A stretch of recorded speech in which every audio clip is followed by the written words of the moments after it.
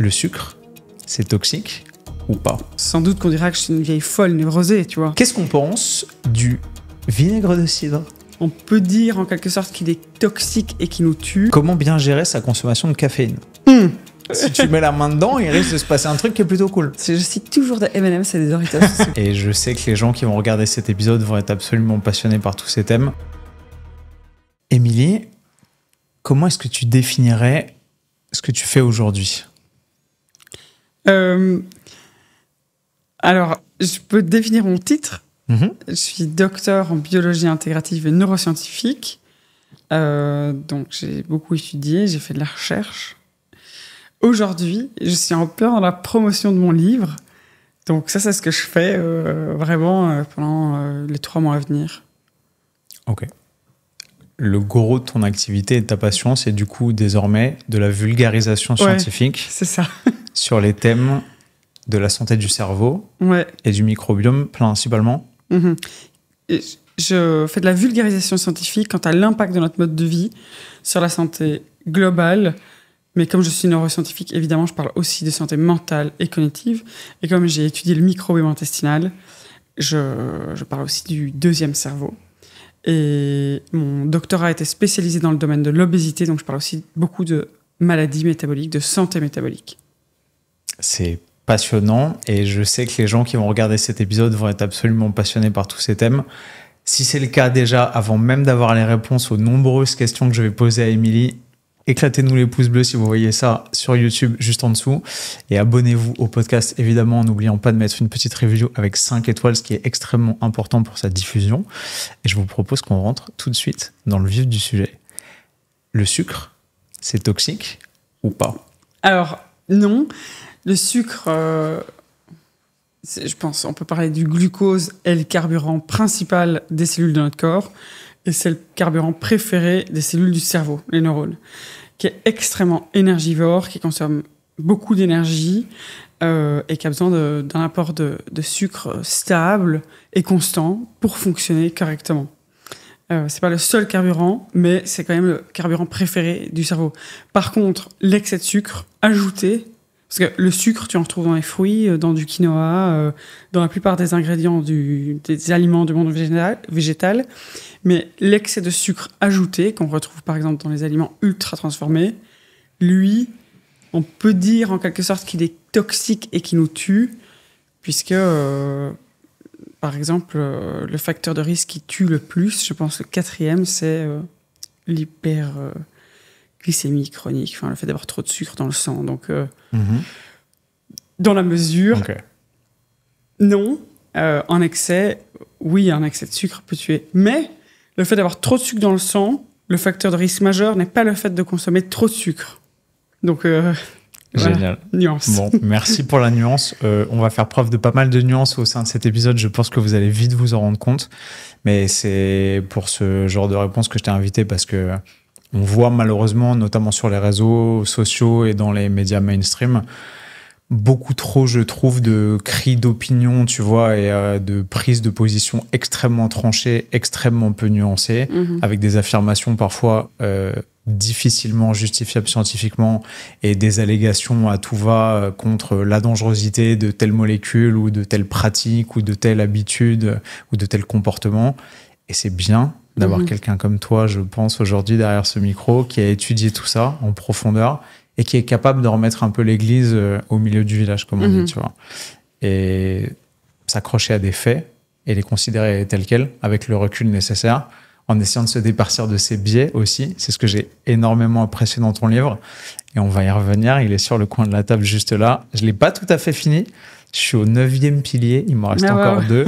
Mais c'est une lecture absolument passionnante. Et je m'en délecte parce que c'est à la fois extrêmement précis, riche, et en même temps hyper accessible. C'est-à-dire que j'ai pas eu l'impression de devoir apprendre à maîtriser toutes les connaissances que j'ai emmagasinées dans ma vie pour pouvoir me hisser au niveau des connaissances nécessaires pour pouvoir aborder ton livre. Et je pense que n'importe qui, quel que soit son niveau en nutrition, en entraînement, en hygiène de vie, peut repartir avec des vraies billes extrêmement utiles et applicables. Et ça, c'est trop cool. J'espère. Merci. C'est vraiment un truc... C'était très important pour moi d'écrire un livre qui est accessible à tous. et qui ait un impact dans la vie des gens, peu importe qui ils sont, d'où ils viennent, s'ils sont malades ou s'ils vont bien et qu'ils veulent aller encore mieux ou rester mieux. J'avoue qu'il est quand même gros quand je le regarde comme ça, mais il paraît que ça se lit simplement. J'ai tellement lu que je ne sais pas s'il se lit simplement, tu vois. Enfin, voilà. Je le trouve pas gros, moi. Je crois que le mien était un poil plus balèze, mais effectivement, tu te rends plus compte au bout de... Combien de temps t'as mis pour l'écrire? Enfin, une petite année. En vrai, t'as mis quasiment 30 ans, mais comme toujours. Ouais, et j'ai écrit pendant 1 an, j'ai fini mon doctorat, petite pause, et puis j'ai écrit. Génial. Ouais. Et il est sorti il y a une semaine, il y a déjà des gens qui l'ont fini, donc je me dis qu'il doit pas être si chiant. J'en suis là. Il me reste 30 pages. J'espère que c'est les 30 meilleures. On y reviendra. Non, il est pas chiant, vraiment pas. Et même en le lisant, je me suis rendu compte que moi, j'avais fait un livre qui était plus chiant que ça, tu vois. Genre, j'étais là, oh, mais c'est tellement bien expliqué ce passage. Évidemment, j'aurais dû le simplifier comme ça. Et moi, je suis rentré dans des couches de détails sur des trucs. Tu sais, cette espèce de besoin de te dire, si c'est le seul truc avec lequel les gens se retrouvent sur une île déserte, il faut qu'ils aient tout. Ouais. Tu vois un peu l'esprit du catalogue, du perfectionnisme de vous pourrez hiérarchiser les infos comme vous voulez, mais en fait, si vous avez que ce livre-là, il n'y aura pas de simplification à outrance, tu vois. Ouais. Et c'était un arbitrage difficile pour moi d'arriver à délivrer le plus de connaissances possible, tout en restant à un niveau où le livre tombe pas des mains des gens parce qu'il pique pas du nez dessus, tu vois. Ouais. Après, le job de l'éditeur est important aussi. Et elle a fait un truc assez cool, mon éditrice Olivia, que j'adore, chez Marabout. C'est qu'elle m'a laissé écrire le livre de mes rêves. Ça m'a mis quelques mois. Et puis je lui ai envoyé. Et là, je me suis rendu compte que le livre de mes rêves était un peu chiant, structuré de manière pas très didactique. Et ensemble, on a retravaillé le propos justement pour faire un protocole de mode de vie d'une journée. Et ça, je pense que c'était assez cool. Et en fait, une fois que j'ai dû relire ce que j'avais écrit, c'était 500 pages A4. Enfin, c'est vraiment horrible. Je pense que personne n'a envie de lire ça. Je me suis dit, en fait, OK, je veux bien couper, et que tu me dises, ça, c'est chiant, ça, c'est pas chiant. Donc, ouais. J'ai eu la chance aussi d'avoir une très chouette éditrice. C'est dur, hein, en vrai. Simplifier. Ouais. C'est Léonard de Vinci, je crois, qui disait la simplicité est l'ultime sophistication. Et quand tu es vraiment les mains dans le cambouis d'une production pareille, tu te rends compte à quel point simplifier pour garder juste la substantifique moelle, c'est un vrai art. Ouais, c'est dur. Et il faut mettre son ego de côté aussi. Parce que je sais que sur certains points, je pourrais critiquer parce que j'ai tenté de le rendre accessible, très accessible. Et donc, tu perds un petit peu de nuance quand même. Donc, ça fait peur. Tu as toujours ce double public en tête, la population générale à qui tu veux parler, et en même temps, peut-être tes pairs, au sens propre du terme, les scientifiques, tu vois, tes anciens collègues, les gens auprès de qui, peut-être, tu vois, tes référents qui te jugent ou qui t'évaluent d'une certaine façon ou qui jugent ta crédibilité sur le long terme. Ouais. Tu as toujours cette espèce de... Moi, je sais que je l'ai tout le temps. Je l'ai très très fort et j'ai un énorme syndrome de l'imposteur. L'autre jour, je sortais d'une radio et j'ai croisé Gabriel Perlemuteur, un gastro-entérologue assez connu en France, qui écrit plein de bouquins et qui était dans le jury de mon propre doctorat. Ok. Et on s'est échangé nos livres et je me suis dit, pitié qu'ils ne le lisent pas. J'espère qu'il ne va pas se dire trop vulgarisé ou qui m'en renvoie comme ma thèse avec les commentaires. Enfin bref. Donc oui, c'est très difficile, je trouve, d'écrire un livre pour les autres et pas pour soi et pas pour ses pairs. Enfin, ouais. Et je sais que je vais te critiquer. Moi, je trouve que tu t'en es extrêmement bien sorti, mais on va y revenir. T'as balayé avec une maestria sans égal le sujet du sucre en à peu près 47 secondes. J'en attendais pas moins, mais félicitations. J'aimerais qu'on fasse un point sur les édulcorants. On a notre petit pote Paracels qui disait « Tout est poison, rien n'est poison, c'est la dose qui fait le poison ». Je sais que d'après les apports des dernières recherches sur la question que je manipule depuis un petit moment, moi, j'ai une utilisation de certains édulcorants qui est assez libérale, notamment le sucralose et l'aspartame. Parce que je considère, tu vois, en termes de pratique, que consommer un total calorique adéquat à tes besoins, être physiquement actif et éviter de consommer trop de sucre et d'être en excédent calorique et donc en surcharge pondérale, etc., sera toujours favorable, quitte à consommer, tu vois, du sucralose ou des boissons, je sais pas, comme du Sprite Zéro ou du Coca Zéro ou des trucs comme ça. Ça, c'est ton avis ou c'est une question? C'est pas une question, c'est ce que je fais, tu vois. Ouais. C'est-à-dire que de façon assez libre, le matin, je me fais un thé et ça m'arrive de mettre un petit peu de sucralose dedans, tu vois. Pour le petit côté sucré qui est sympa, sans avoir à me dire ah ben je vais mettre du sucre ou je vais mettre du miel ou tu vois ce que je veux dire. Parce que je pense qu'à mon échelle, avoir peu de masse grasse, une bonne masse musculaire, être actif, avoir des marqueurs de santé qui sont tous au vert, pas de tension artérielle, pas de soucis en tout cas visibles, me préservera sur le long terme de la potentielle nuisance, aussi infime soit-elle, des édulcorants. Ouais. Mais comme je sais que c'est ton précaré et que j'ai pas d'ego là-dessus, tu vois, je suis tout à fait ouvert à ce que tu nous éclaires sur le vrai danger potentiel ou réel. Ouais. Alors, j'ai pas d'avis personnel. Je pense que chaque personne est unique. Donc, dans ta situation, clairement, tu arrives à très bien maîtriser ta masse grasse et ta masse musculaire et que tu es en belle santé visuellement. Je pense que le problème, c'est plutôt pour les personnes qui souffrent de troubles de santé, par exemple de diabète, d'accumulation de masse grasse excessive. Je ne suis pas certaine que les édulcorants soient si prudents. Alors évidemment, une petite quantité d'édulcorants ne fera de mal à personne. Si tu bois du... je sais pas si on peut citer des marques dans les podcasts. Je pense que tu peux y aller, ouais. Si tu bois du Coca-Cola Zéro de temps en temps, il n'y a pas de risque. L'aspartame a été classé comme potentiellement cancérogène, enfin pas tout à fait, mais pas non plus. Mais il faut atteindre une certaine dose pour avoir ces soi-disant effets. Qui est faramineuse. Enfin, c'est de l'ordre de 16 litres par jour de cette boisson-là pendant 25 ans. Il faut y aller pour avoir... Donc c'est pour ça que c'est dans une catégorie un peu entre deux. Par contre, d'un point de vue métabolique, ce que je pense, c'est que... Enfin, c'est pas ce que je pense, c'est ce que la recherche montre. Et d'ailleurs, pendant mon doctorat, mon laboratoire a publié une revue qui s'appelait « Le goût amer des édulcorants ». Et c'était assez intéressant parce que, donc, différents arguments. La première, c'est que dans cette revue et d'autres que j'ai lues justement pour le livre, donc, quand tu manges du sucre, ça peut favoriser une réponse dans ton cerveau qui va créer un sentiment de plaisir. Pour faire très simple. Quand tu manges des édulcorants, il se peut que cette zone ne soit pas activée.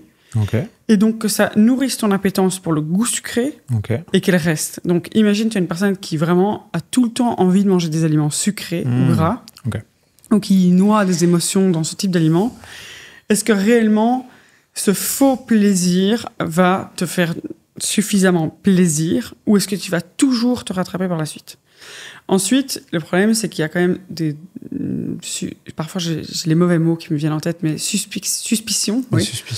Des effets métaboliques indésirables. Donc, par exemple, de favoriser l'intolérance au glucose, des problèmes de gestion du sucre dans le sang et par le corps, ou l'accumulation de masse grasse. Et c'est difficile de faire des études chez l'humain où on donnerait tous les jours des édulcorants à des humains pour voir ce qui leur arrive. En termes éthiques, c'est critiquable. Ouais, mais tu as 2 études qui ont été refaites par le même groupe. Je me souviens plus exactement des données, mais il y avait l'aspartame. Je pense qu'il y avait aussi un extrait, un type de stevia. Et ils montraient que chez les participants, sur le court terme, il n'y avait pas d'effet visible sur différents paramètres. Par contre, il y a des modifications au niveau du microbiome intestinal. Et quand tu transférais le microbiome intestinal, donc toutes les bactéries qui vivent dans l'intestin et autres micro-organismes de la bouche jusqu'au dernier segment du côlon, les souris développaient cette trouble de la gestion du sucre dans le corps et devenaient malades. Donc, je pense qu'il faut rester prudent de déjà, est-ce que ça satisfait réellement? Est-ce que ça nourrit pas trop l'appétence au sucre, qui est déjà très prédominante? Et quels sont réellement les effets sur le long terme? Est-ce que vraiment ça nous aide à rester mince, ou en fait ça te donne encore plus envie de bouffer du sucre et ça favorise d'autres troubles de santé? Ok. Donc, je pense qu'une personne qui souffre d'obésité sévère pourrait préférer travailler avec une équipe pluridisciplinaire pour essayer de réduire l'appétence au sucre plutôt que de manger énormément d'édulcorants. Ok. Voilà. Ça fait sens. Ouais. En pratique, tu vois, moi, pour avoir coaché des clients qui étaient un peu dans ce cas-là, on se rend compte que souvent, j'allais dire la majeure partie, mais une bonne partie de l'apport énergétique quotidien sur le très long terme peut provenir, quand les gens ont une alimentation qui est hyper industrialisée et déséquilibrée, des produits dérivés du blé et des sodas. Et en fait, tu vois, ce simple levier-là, c'est aussi pour ça que j'en parle, c'est que j'avais un client, par exemple, qui, sans savoir si c'était une bonne ou une mauvaise chose, s'endormait tous les soirs avec une bouteille de Coca-Cola normale au pied de son lit, tu vois. Et donc, consommait, sans s'en rendre compte, 400, 600, 800 calories, comme ça, tu vois, ad libitum, simplement parce qu'il buvait du Coca. Et le simple fait, dans les tout premiers stades de mon accompagnement à ses côtés, de lui dire, bah, tu sais ce qu'on va faire? On va simplement, pour pas bouleverser complètement tes habitudes, remplacer ta bouteille de 2 litres de Coca par du Coca zéro, et puis on va voir ce que ça fait, tu vois. Rien que ça, bah en fait, tu amènes une modification comportementale avec zéro coût cognitif, énergétique, comportemental. Et tu vois, il avait perdu quasiment 12 kilos en quelques semaines, parce que bah, la modification de s'envoyer autant de calories sans avoir aucun sentiment de satiété ni rien, bah en fait, c'était extrêmement important dans son mode de vie. Après, on a optimisé tout le reste de son alimentation et fait des changements qui étaient beaucoup plus, tu vois, significatifs en termes de santé sur le long terme. Mais là, le fait est que bah, cette simple modification-là, en termes de santé, c'était un levier qui était énorme. Ouais, dans ce cas-là, c'est vrai que c'est pas mal. Et puis j'imagine qu'ensuite, vous avez aussi réduit le Coca-Cola zéro au pied du lit. C'est l'idée. Mais tu vois, j'ai l'impression que quand tu dis ça, c'est pour ça que j'en parle sans embâche face à toi, parce que tu vois, je sais que tu vas me juger de façon objective, enfin j'espère. Mais par exemple, on le sait, tu vois, notamment sur les réseaux sociaux, où quand tu fais face à l'ancienne génération, tu vois, qui sont très très contre j'en sais rien, tu vois, les édulcorants, magie, le glutamate monosodique, les trucs comme si c'était le démon incarné. Souvent, on entend ah non, mais prends pas un Coca zéro, prends plutôt un Coca normal, c'est mieux, ces conneries d'édulcorants et d'aspartame, c'est le pire poison pour la santé, tu vois. Et t'as l'impression que les gens manquent cruellement de contexte, en fait. Je sais pas si tu sens ça, mais j'ai l'impression que les gens ont de plus en plus de mal à faire preuve de nuance et sont arc-boutés sur des espèces de croyances liées à l'alimentation, sans doute parce qu'on mange tous les jours et qu'on doit tous manger, c'est un besoin. Et du coup, les gens se pensent investis d'une espèce de vérité toute puissante sur des trucs qui, finalement, scientifiquement, tu vois, en pratique, ont assez peu de sens, en vrai. C'est-à-dire que si quelqu'un qui est en super surpoids me voit avec un Coca zéro ou une boisson édulcorée faible en calories et me dit « Ah non, c'est de la vraie merde, tu ferais mieux de boire un Coca normal », la pertinence de son jugement sur la question est questionnable. Je pense qu'en nutrition, je pense que l'alimentation est peut-être le facteur du mode de vie qui touche le plus à la culture de la personne, à ses croyances, à ses valeurs, et que c'est pour ça que c'est un sujet qui est si sensible. C'est qu'en fait, quand tu juges l'alimentation de quelqu'un d'autre, ou qu'on juge la tienne, c'est très très compliqué. L'alimentation n'a pas que un rôle de mettre des calories dans le corps ou des nutriments, c'est un doudou pour certains, c'est des souvenirs, donc ouais, c'est compliqué. Et puis par contre, pour les messages complètement faux qu'on voit partout, ouais, c'est dommage, mais ça vend. On sait que la progression rampante, tu vois, du surpoids et de l'obésité dans nos sociétés contemporaines, c'est un véritable fléau. Et on sait aussi, quand on s'y intéresse, que c'est un problème qui est multifactoriel. Mais si tu devais isoler, à titre de vulgarisation, tu vois, les principaux invariants qui font que les gens sont de plus en plus malades de ces maladies cardio-métaboliques liées au surpoids, à l'obésité et aux maladies comportementales de nos sociétés modernes. Tu pointerais quoi du doigt? Donc, la croyance de base, c'est que l'obésité, elle résulte que d'un déséquilibre de la balance énergétique. Tu manges trop de calories, tu n'en dépenses pas assez en faisant l'activité physique. Donc ça, évidemment que c'est vrai. Et on vit dans un monde qui est obésogène. Pour venir jusqu'ici, il y avait plus d'escalateurs, de Uber et d'ascenseurs. Et j'ai croisé sur mon chemin énormément de malbouffe qui me donnait vraiment très envie. Donc c'est un vrai facteur, mais c'est pas le seul. Donc sédentarité et malbouffe, c'est sûr.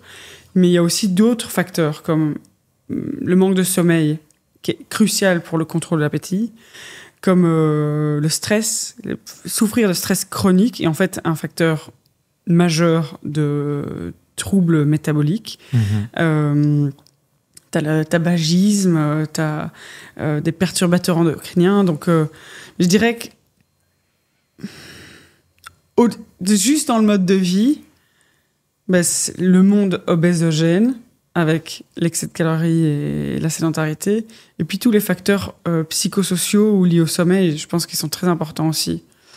Et d'ailleurs, une personne qui souffre d'obésité est souvent très stigmatisée, parce que les gens sont grossophobes, et ce stress chronique nourrit réellement l'obésité. Donc, je pense que je dirais peut-être en 2 et 3 des problèmes de stress et de sommeil. L'éducation, évidemment. Bien sûr. Le fait que maintenant, quand on fait la fête, il faut avoir des chips. Voilà, je suis enceinte. Je sais que j'ai déjà imaginé la fête d'anniversaire de l'enfant à 5 ans. Je sais que si je sers des noix, une petite limonade, sans doute qu'on dira que je suis une vieille folle névrosée, tu vois. Et pourtant... Encore une fois, les jugements culturels et identitaires sur l'alimentation des autres. D'ailleurs, quelque chose auquel je trouve... un sujet dont on ne parle pas assez, c'est l'éducation des parents face à l'alimentation de leurs enfants. Et cette tendance que je vois de plus en plus de calmer l'enfant avec de la malbouffe, tu vois. Parfois, j'ai l'impression d'être dans une situation de non-assistance à personne en danger. Tu es dans le train, l'enfant est insupportable, le parent se lève et lui file des chips, tu vois. Il faut lui faire une clé de bras, la mère, dans ces cas-là. L'enfant va être encore plus insupportable, ça favorise vraiment des troubles du comportement, de l'humeur, des troubles de l'apprentissage, donc un excès de malbouffe, juste une fois des chips, évidemment, voilà, mais... Donc ouais, plein de choses. C'est dur l'éducation en vrai, sur la question de la nutrition notamment. Surtout quand tu vois que ça touche à l'épigénétique du transgénérationnel avec des grands-parents qui s'alimentaient pas forcément très bien, des parents qui du coup ont hérité à la fois du patrimoine génétique et du patrimoine culturel en termes d'alimentation et qui le retransmettent à leur progéniture. Et on arrive malheureusement à avoir... tu sais, quand par exemple tu te promènes dans des lieux publics et que tu vois un enfant qui est en surpoids, qui est tout seul, tu cherches et à 3 mètres, tu vois ses parents et tu te dis « Ok ». Et tu les vois physiquement, tu vois éventuellement ce qu'ils ont dans les mains parce qu'ils sont en train de se balader avec de la junk food. Et tu te dis « Ok, tout ça, c'est cohérent malheureusement. » Sauf que là, on a un petit être sous les yeux qui peut-être dans 10, 15 ans, quand il va commencer à conscientiser ces comportements-là et à essayer de prendre du recul pour se demander pourquoi est-ce que lui, il a plus de mal peut-être à perdre du gras ou être en meilleure santé, etc. Et il va devoir déconstruire tout cet héritage culturel et d'éducation à la nutrition qu'il n'a pas eu ou qu'il n'a pas bien eu et refaire un travail qui est énorme. Ouais, et c'est très dur de se défaire d'une obésité parce que les cellules gardent en mémoire, on peut dire ça comme ça, c'est pas de la mémoire perchée, mais les cellules gardent en mémoire le poids ou l'accumulation de masse grasse. Donc, et la création des adipocytes aussi. Ouais, il y a des modifications épigénétiques qui font que pour quelqu'un qui a souffert d'obésité, revenir à un poids et le conserver, c'est très difficile. Et c'est pour ça que j'explique vraiment de manière extensive dans le livre que souffrir d'obésité n'est pas le résultat d'un manque de contrôle de soi, d'un manque de volonté, que c'est une maladie tout aussi sérieuse, grave, et qui n'est pas la faute de l'individu qu'un cancer. Tu dirais pas il est cancéreux, c'est de sa faute. On n'utiliserait pas le terme cancéreux. Je dirais, je sais pas, un de tes proches a le cancer et je dis la cancéreuse ou le cancéreux, Ouais, c'est vrai. ou la personne dans la salle qui est cancéreuse. Tout le monde serait extrêmement choqué. Pourtant, les gens parlent comme ça, je l'entends, tu vois. Le gros, l'obèse, souffrir d'obésité est une maladie. C'est difficile de la prévenir, c'est difficile de la traiter, de la comprendre. Il y a des chercheurs dans le monde entier qui essayent de faire face à cette pandémie d'obésité. En 2030, plus de la moitié de la population souffrira d'obésité. Voilà, je pense qu'il faut être extrêmement bienveillant envers ces personnes qui font face à cette maladie qui est très grave. J'avais lu 2050, moi. 2030, c'est pas optimiste. C'est quoi, c'est 2030, c'est 50% de la population mondiale en surpoids et obésité? Ouais, ça c'est une référence de Finkelstein et al. Mais récemment, j'ai l'impression que les chiffres ont été revus à la hausse la semaine dernière, mais il faut que je regarde un peu la biblio, parce que avec la promo du livre, j'ai pas eu le temps de lire des petits articles, ce qui me manque beaucoup. C'est terrifiant, en vrai. Ouais. C'est vraiment terrifiant. C'est-à-dire que pour l'instant, c'est un chiffre... et tu le vois, c'est un chiffre qui socialement n'est pas considéré de la même façon. Enfin, une personne sur deux, tu regarderas autour de toi, c'est une personne sur deux, c'est beaucoup. C'est énorme. Et en fait, le problème, c'est que les gens appréhendent souvent l'obésité comme un problème esthétique. Tu vois, on veut être mince pour être beau. Ouais. Or, souffrir d'obésité, c'est une maladie qui augmente le risque de souffrir d'énormément d'autres maladies, des maladies qui tuent. Des troubles cardiovasculaires, le diabète de type 2. Mais aussi souffrir d'obésité, ça augmente le risque de souffrir de dépression, d'anxiété, de troubles du sommeil, d'apnée du sommeil. Un cercle vicieux, parce que si on dit qui d'ordine, c'est pas tout à fait faux. Le sommeil a un impact sur l'appétit. Voilà, je me suis perdue dans mes pensées, mais... Non, tu parlais des conséquences profondes de l'obésité au-delà du simple facteur esthétique. C'est une maladie grave, quoi. C'est pas juste un problème esthétique. Tu penses que les gens le minimisent? Tu penses que les gens se disent ça va, ouais, ok, je dors pas 8 heures, ok, je fume, ok. Non, je pense pas. J'ai un peu de poids en trop, ok, bon, ouais, ok, je cours pas, je fais pas de sport, ok. Enfin, moi, c'est des trucs que j'entends autour de moi, tu vois. C'est-à-dire que j'ai l'impression parfois d'être un peu un nazi en disant aux gens, mais bougez-vous, faites de l'exercice vigoureux, renforcez-vous physiquement, entretenez votre masse musculaire, entretenez votre santé cardiovasculaire, évitez de bouffer n'importe quoi, n'importe comment. Et parfois, tu as des discours qui te renvoient une image de « ouais, ça va, les sportifs, vous nous gonflez », tu vois. Comme si tu avais la catégorie sportive pour les gens qui voulaient simplement, tu vois, entretenir la machine et avoir l'air musclé ou en bonne santé, et puis le reste. Alors que pour moi, au-delà de l'aspect performance, plaisir de l'entraînement, performance sportive et dépassement de soi, il y a avant tout un socle et une problématique de santé, tu vois, vraiment. Et j'ai l'impression que... je sais pas, le sport est tellement glamourisé d'une certaine façon socialement que même la couche de base de simplement bouger pour prendre soin de sa santé et entretenir la machine tous les jours, ça a complètement disparu en fait. Après, je pense que ce genre de réaction, donc c'était un problème pour choisir le titre du livre, Votre santé optimisée. En fait, je pense que dans la plupart des cas, on s'en fout de sa santé quand tout va bien. Personne n'a envie de se réveiller le matin et se dire qu'est-ce que je rêve d'être en bonne santé si ça va bien. Et tant que ça va pas bien, on n'en prend pas conscience de si en fait il y a des petits signes secrets, tu vois. Pourquoi est-ce que tu en aurais quelque chose à foutre de ton niveau de cholestérol LDL, de ton indice de résistance à l'insuline, si tu ne comprends pas vraiment où ça te mène. Les gens ne savent pas par exemple que souffrir de diabète de type 2, ça augmente fortement le risque de souffrir de la maladie d'Alzheimer, tu vois. Et ça, par contre, ça fait peur. Donc, je pense que quand quelqu'un réagit Émilie, tu exagères, faut se faire plaisir. Déjà, la personne, je pense, peut se dire, cette fille est névrosée, elle exagère un peu ce que j'entends. Ok. D'autres personnes peuvent se dire, je préfère vivre heureux, manger des bons produits français et faire je ne sais Mais pas ça et c'est pas ça et ça. inconciliable. Oui, mais certaines personnes se disent, ça a l'air très chiant tout ça. Mais c'est ça, c'est parce qu'ils sont bloqués dans une méta aussi où ils se disent c'est où le plaisir épicurien de profiter en excès à chaque repas et constamment, ou alors l'ascèse hyper drastique et quasi monacale de compter ses feuilles d'épinards et bouffer des graines. Tu vois, vraiment, il y a une dichotomie qui est hyper ancrée, je trouve. Ouais, et personnellement, j'entends, tu vois, dans mes proches, je sais, pour donner un exemple qui peut choquer, que je suis jeune, je fais la fête, et par exemple, un sujet qui fâche, c'est la consommation de drogue auprès de certains amis, dans certaines bandes de copains. Par exemple, en tant que neuroscientifique, s'il y a vraiment une drogue, tu pourrais me payer très cher et je voudrais pas la prendre, ce serait la cocaïne. Ah, j'allais le dire. Je voulais pas que tu le dises. Ok, bon. Pourquoi ? Parce que moi, j'ai évolué dans ces milieux de la communication, du marketing, du journalisme, et j'ai jamais touché à ça, parce que ça m'intéresse même pas, en fait. Tu vois, genre le bénéfice produit ou ce que ça peut t'apporter, ben, c'est pas ma came, littéralement.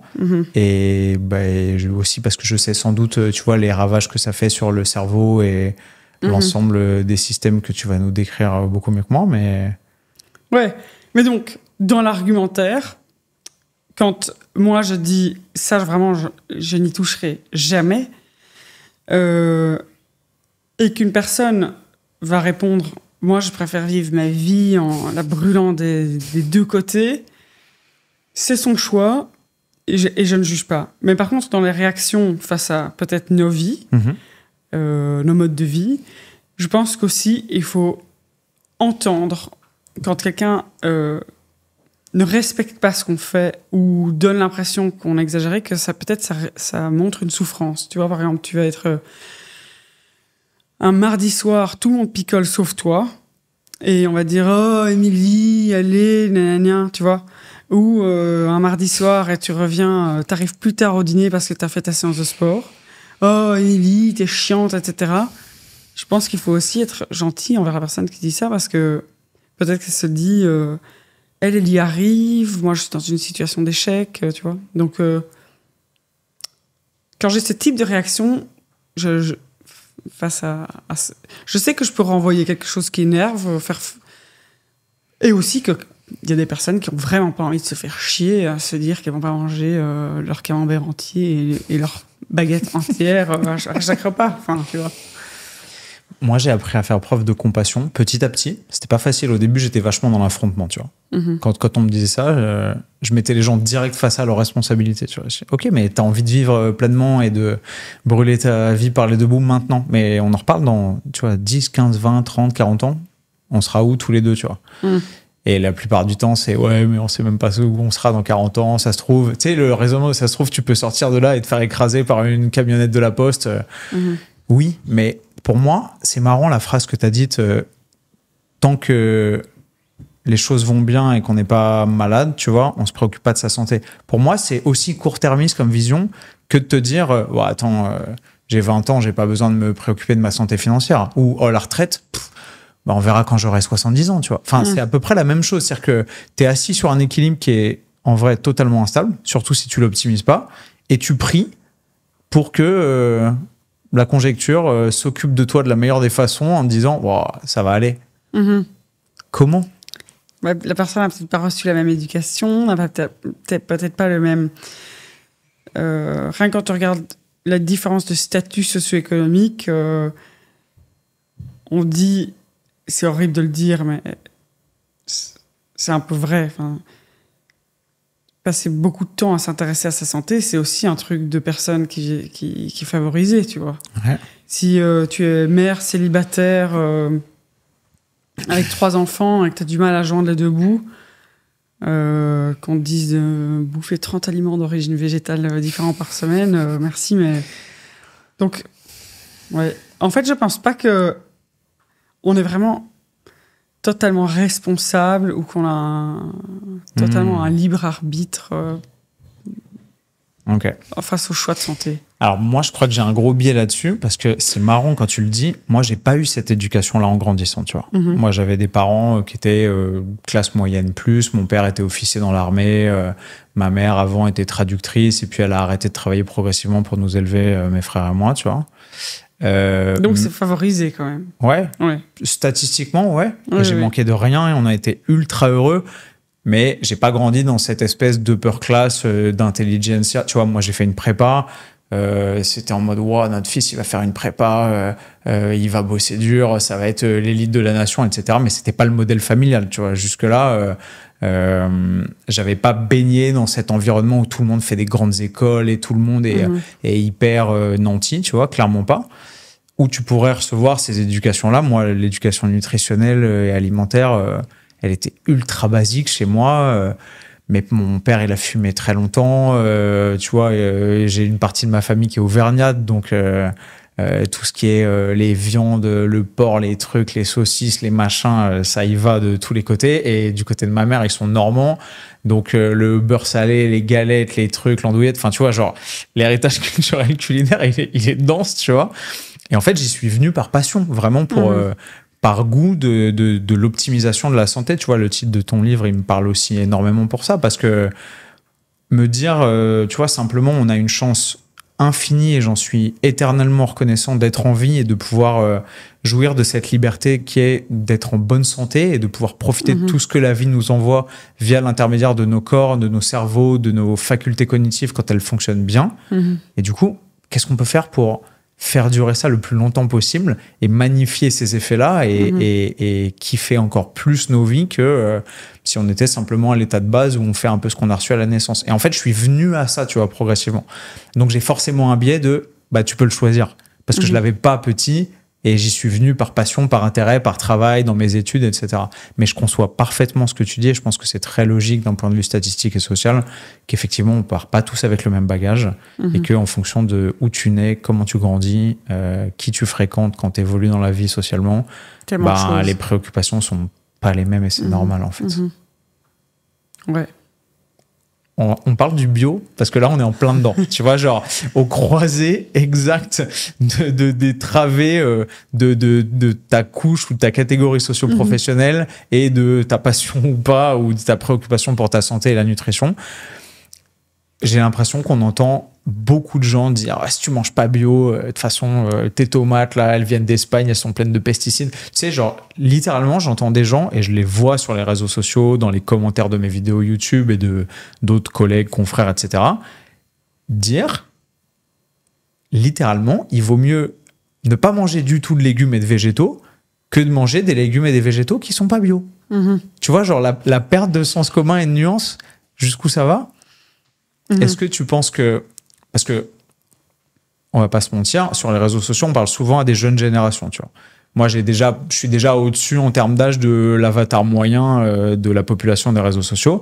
Donc, je sais que quand je m'adresse à des gens qui suivent mes contenus régulièrement, ils sont plus jeunes que moi, moins avancés dans leur vie, souvent encore étudiants, souvent moins favorisés financièrement parce qu'ils sont en construction. Et que si tu leur dis...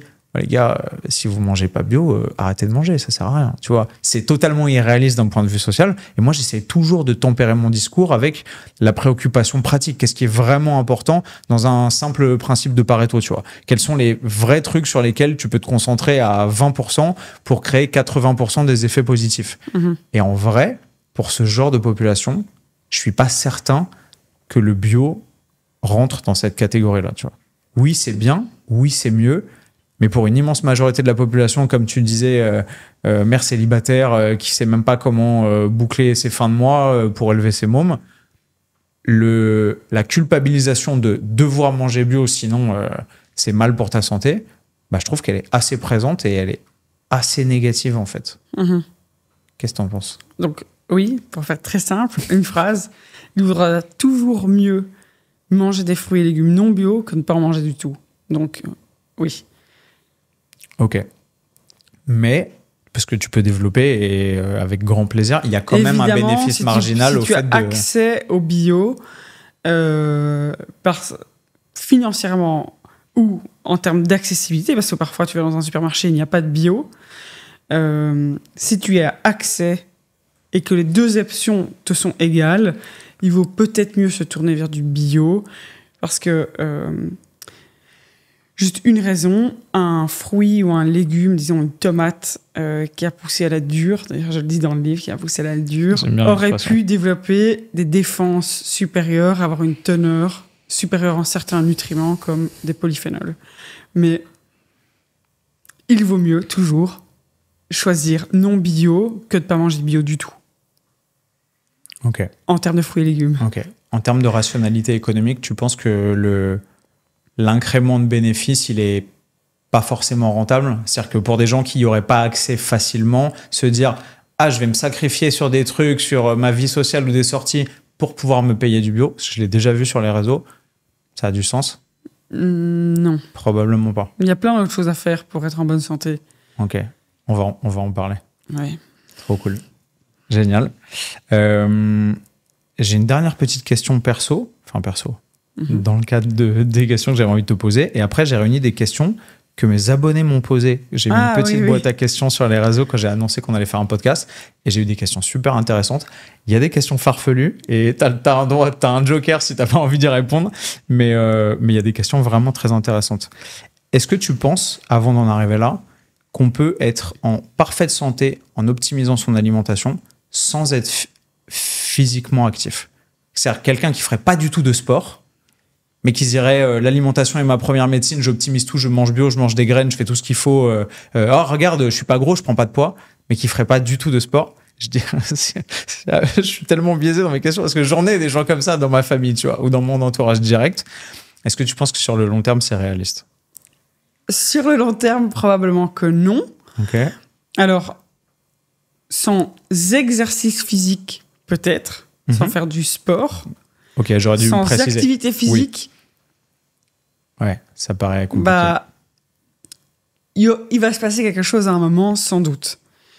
En fait, quand on parle d'activité physique, d'exercice physique ou de renforcement musculaire que tu pratiques, c'est vrai que on pourrait avoir certaines personnes ont un discours, on dirait qu'à leurs yeux, faire du renforcement musculaire, c'est une question d'esthétique. Or, faire du renforcement musculaire, pour citer juste un truc, favorise la neuroplasticité.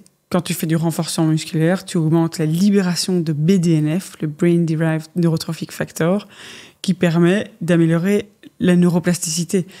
Et c'est pour ça que certaines études réalisées chez des personnes âgées montrent que le déclin cognitif retourne en arrière quand tu leur fais pratiquer des exercices de type renforcement musculaire. Donc, c'est peut-être pas visible, mais il y aura des petites conséquences sur la santé. Et puis si on a envie de jouir d'une vie chouette et faire du foot sur la plage avec ses petits-enfants plus tard, je pense que...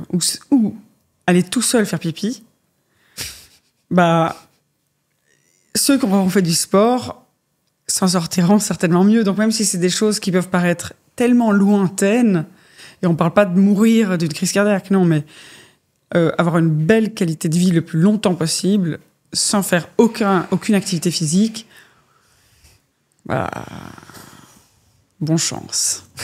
Bonne chance.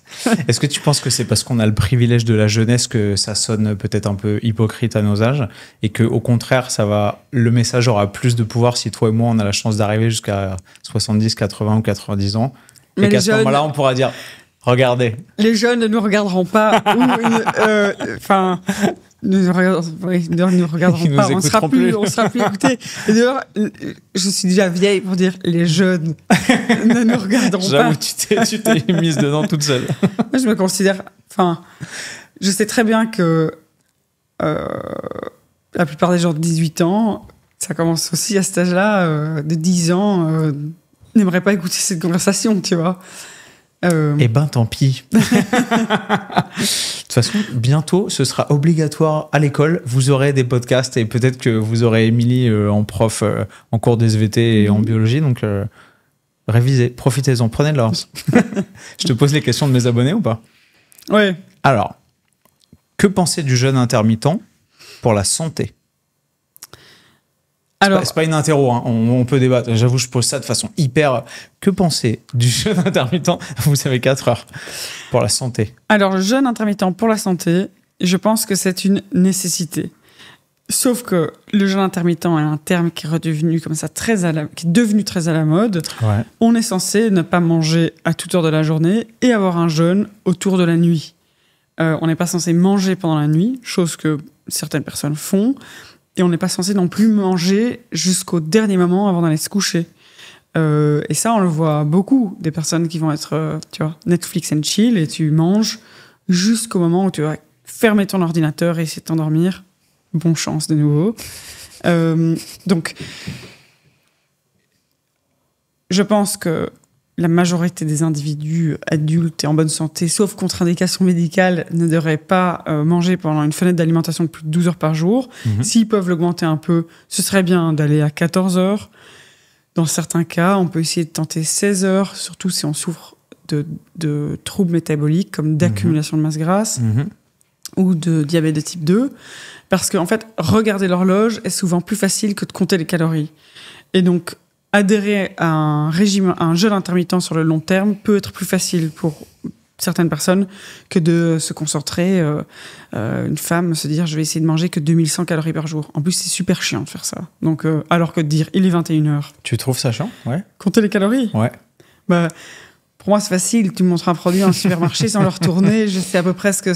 Tu vois, je crée un plat, je crée une assiette, c'est mon métier, tu vois, j'ai travaillé dans des laboratoires de nutrition, donc je sais ce que je mange. Mais une technique comme Weight Watchers, c'est un enfer pour les personnes qui doivent le suivre, et c'est tellement réducteur que ça ne favorise pas, je pense, le succès sur le long terme. Ok. T'es familière avec les recherches qui montrent que sur des jeûnes longs, au-delà de 16 heures, il y a un effet potentiellement négatif, plus que potentiellement, sur la préservation de la masse maigre, le catabolisme musculaire et tout. C'est pour ça que je t'amène là-dessus, parce que moi, je recommande, quelles que soient les expérimentations que les gens veulent faire, jamais des jeûnes plus longs en pratique de façon régulière, même si moi, j'ai fait des périodes sans alimentation plus longues que ça, tu vois, pour tester, mais il y a plein de risques. Isolement social, le fait d'être connecté, heureux, de manger avec ses proches est quand même une chose géniale qui nourrit aussi notre cerveau. Oui. Donc en fait, ne plus rien accepter parce qu'en fait, tu peux manger pendant 2 heures par jour. C'est extrêmement chiant. Voilà. Ça peut favoriser des troubles du comportement alimentaire. Ça peut compromettre la masse musculaire, en effet. Donc... avoir ton apport protéique en un repas, ça peut être un petit peu compliqué quand même. Et puis ton estomac en un repas, il a une quantité certaine qu'il peut accepter, mais enfin. Donc oui, je ne recommanderais pas. Et d'ailleurs, la littérature scientifique, quand je dis j'essaie de ne pas donner mon opinion. Hein. Les études sur des fenêtres d'alimentation très courtes sont très faibles. Enfin, en termes de quantité, voire inexistante. Donc, non, si vous voyez quelqu'un qui vous dit de manger pendant une fenêtre d'alimentation de 4 heures par jour, il y a Brian Johnson. Ça s'appelle comme ça? Brian Johnson? Il mange qu'une seule fois par jour, non? Et bon, si vous êtes multimilliardaire et que vous avez 20 chercheurs qui travaillent pour vous et qui vous oui. Voilà. Mais autrement, voilà. À moins de vivre dans une grotte. Ouais, voilà. D'ailleurs, j'ai dit que le jeûne intermittent, c'était quelque chose d'intéressant, mais évidemment, ça ne remplacera jamais une alimentation de qualité. Merci. Donc, c'est pas pendant 4 heures par jour, je mange 3 litres de coca, 2 paquets d'M&M's et 3 paquets de Doritos. Je cite toujours des M&M's et des Doritos. C'est quand même, j'avoue que j'aime bien ça. T'as une petite dent contre... Ouais. Moi, j'ai une très bonne appétence pour les aliments ultra transformés. Ouais. Ok. Alors, si tu ouvres un paquet de chips maintenant et que tu le laisses là, je vais le manger. C'est normal. Intégralement. Qu'est-ce que c'est bon, tu vois. Ça demande un tel self-control pour le coup de savoir... Parce que rationnellement, c'est bon. C'est-à-dire que c'est sans doute mauvais pour ta santé sur le long terme, etc. Mais le rush émotionnel que tu vas ressentir quand tu vas le manger et l'expérience que tu en as faite sans doute déjà plusieurs fois dans ta vie te rappelle que l'expérience, elle est sympa quand même. Ouais. Et toutes les molécules que ton cerveau a sécrétées quand tu as goûté ça pour la première fois te rappellent que c'est délicieux. OK, si tu mets la main dedans, il risque de se passer un truc qui est plutôt cool. Ouais. Et d'ailleurs, il y a une échelle qui a été créée pour mesurer ce que certains appellent l'addiction à l'alimentation, qui est pas réelle, qui est plutôt un sentiment. C'est la Yale Food Addiction Scale, IFAS. Et donc, selon les études qui ont utilisé cette échelle, je pense que les statistiques de personnes qui se disent ou qui rentrent dans la classification qui dit que tu es addict à l'alimentation. Je dis addict parce que j'ai pas envie de dire que je dis vraiment qu'on est addict à l'alimentation. Parce que là, je sais que voilà quoi, je vais récolter les foudres. Selon cette échelle, dans la population générale, je pense qu'il y a à peu près entre 10 et 20%, pour être sûr de ne pas dire vraiment n'importe quoi, qui pourraient se dire souffrir de cette addiction à l'alimentation. Et chez les personnes en surpoids, en situation d'obésité, je pense que c'était proche de 50%. De nouveau, j'ai pas les papiers sous les yeux, donc j'ai fait peut-être une erreur. Mais quand j'ai regardé les questions qui étaient posées dans cette échelle, pour beaucoup plus de questions que ce que je pensais, donc c'est un questionnaire, échelle, je me suis dit, intéressant. Je ne pensais pas être tellement sous l'emprise de ces aliments. Et c'est des questions qui ont été reprises par rapport à ce qui définit l'addiction, par exemple à la cocaïne, avec le fait d'avoir un effet de tolérance où tu en veux toujours plus, ou des symptômes de sevrage, une dépendance, le fait de passer beaucoup de temps à chercher la substance et à la consommer, le fait de s'isoler pour le faire. Et c'est vrai que, bon, pour plein de points, évidemment, je ne rentrais pas du tout, et je ne me sens pas concernée, mais je commence à en consommer et je ne peux pas m'arrêter. Oui, tu vois. Et depuis que je suis enceinte, en plus, récemment, je suis par exemple dans le Thalys, l'Eurostar, et je prends un petit paquet de Doritos. Et j'aurais jamais fait ça de ma vie avant. Et il est fini. Et puis, vraiment, je me dis, un deuxième. Et finalement, au dernier moment, je me lève et je prends un deuxième paquet de chips. Et je me dis, si quelqu'un me reconnaît et me voit faire ça... Ma crédibilité est terminée. Ouais. Donc voilà, ça m'arrive aussi. Ça, je pense que ça arrive à tout le monde, mais c'est intéressant que tu parles de faire ça en cachette, tu vois, où tu as un vrai questionnement identitaire. Quand tu sais, moi ça m'arrive, hein, tu vois, pendant les fêtes par exemple, où tu arrives avec ta conduite, ton mode de vie et tes comportements habituels, et puis tu te fais tellement traquenarder par le milieu ambiant, les gens qui sont autour de toi, tu vois, l'effervescence sociale, ta famille, les émotions, le partage, le bonheur, et puis aussi la fatigue, le voyage, la perte de self-control, peut-être que tu as bu, il y a une désinhibition, etc. Et puis au bout du 3e jour de vacances, t'es tranquille à 9h du mat, alors que normalement tu manges pas avant 13 ou 14h, avec, je sais pas, un paquet de chips ou une part de flan parce que t'es chez ta mère en Normandie. Tu dis, mais je fais quoi là? Et tu te reconnais pas. Ça arrive.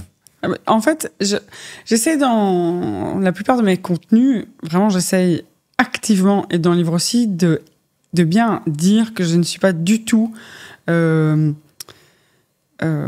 intransigeante envers moi-même. J'aime me faire plaisir, et si j'ai envie de manger une crasse, je vais le faire. Et ça m'arrive de regarder Big Bang Theory en mangeant des chips dans mon lit, certainement que ça m'arrive de temps en temps. Je le dis. Ce que j'aime pas, c'est soit quand les gens m'idéalisent, et en fait c'est pire, c'est pas d'idéalisation parce qu'ils projettent un enfer, me voient comme une bouffeuse de graines germées qui ne se fait jamais plaisir. C'est pas faire d'écart, c'est vraiment pas se faire plaisir. Non, c'est pas le cas. Et ce que j'aime pas, par contre, c'est être prise à mon insu et pouvoir être jugée. Parce qu'en fait, c'est arrivé une fois. Je reprends l'exemple de Doritos, parce qu'un jour, j'étais dans le métro. Et c'était il y a longtemps. Je sortais de... Je sais pas, une journée de thèse chiante, fatiguée. C'était l'hiver, il pleuvait, sans doute que j'avais froid, j'en pouvais plus. Et je mangeais des chips dans le métro. Et quelqu'un me filmait et j'ai entendu « Hey, c'est Émilie Stenbach ». Et je me suis dit « Merde !» J'ai joué. Même dans le métro, là, on m'ennuie. Et ça, j'avoue que j'aime pas trop. Ah ouais, dur. Ah ouais, dur. Ah, c'est tellement cruel.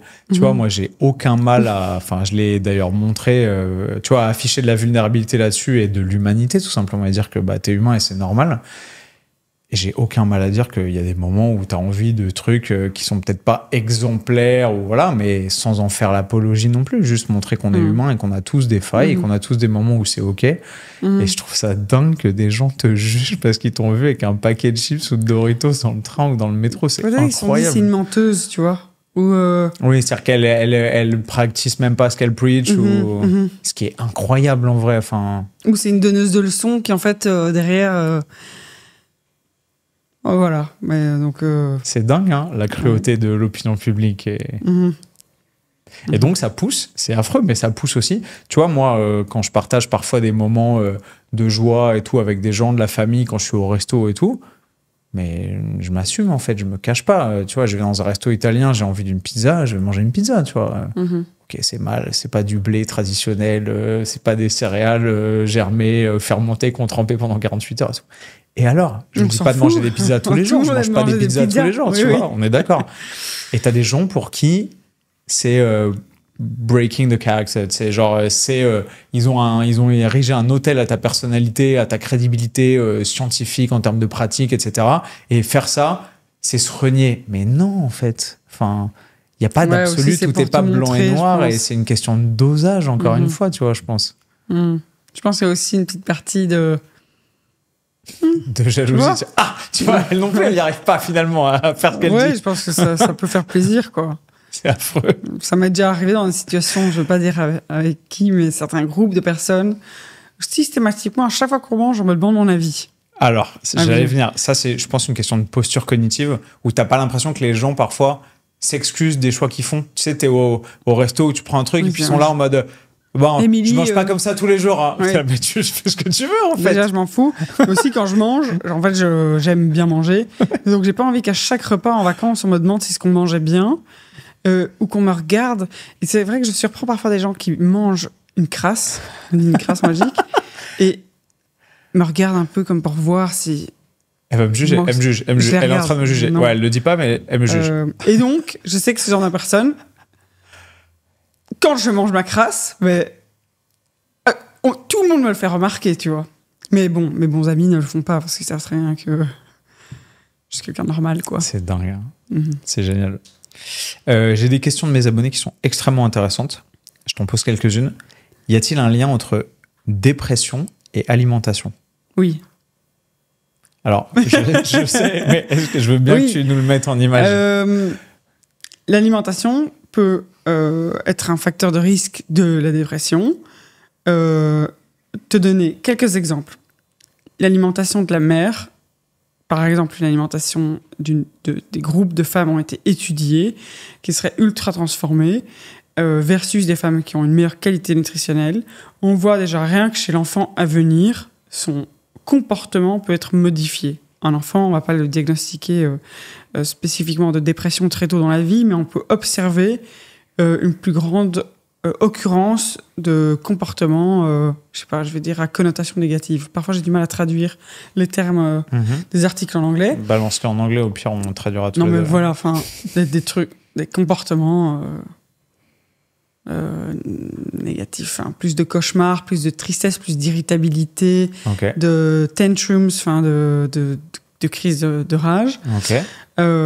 Tout au long de la vie aussi, quand tu suis des grands groupes de participants, on voit que la consommation de la qualité de la nutrition peut favoriser la dépression, même quand tu corriges pour certains biais. Et je pense que ce qui est intéressant, c'est quand on prend des groupes de participants qui souffrent de dépression et qu'on les soumet à une intervention nutritionnelle. Et j'en cite une dans le livre parce que c'était une des premières, c'est une femme qui l'a menée. Moi, j'aime bien citer des études, pour une fois, qui sont menées par des femmes.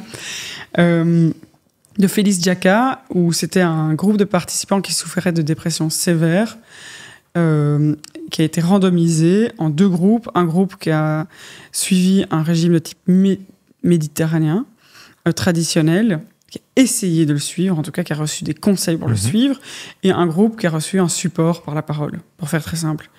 Et après 3 mois, on a observé que le groupe qui avait reçu l'intervention nutritionnelle avait une amélioration de sa qualité de vie, donc une réduction des symptômes de dépression et une rémission chez un tiers des participants. Ça, c'est vraiment énorme, une rémission de la dépression.